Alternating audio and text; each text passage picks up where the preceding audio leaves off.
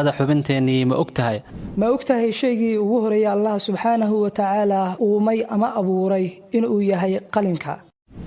ma ogtahay in shajaratu zaquum uu yahay geed ka baxa jahannama bartankeeda aadana Allah minha ma ogtahay meesha lagu sameeyo tabarta bini'aadamka in loo yaqaano mitochondria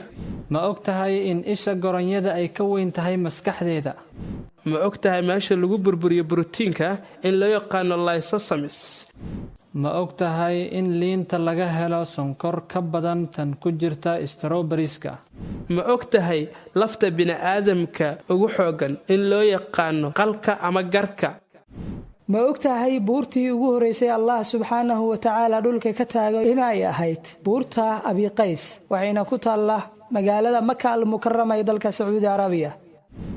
ma ogtahay in 85% nolosha dhirta laga helo badweynta ma ogtahay ruuxa bini'aadamka markuu hadlayo inuu adeegsado 44 muruq ma ogtahay in lafaha ugu yar ee jirka bani'aadamka laga helo dhagaha waad ku maasantahay daawashadaada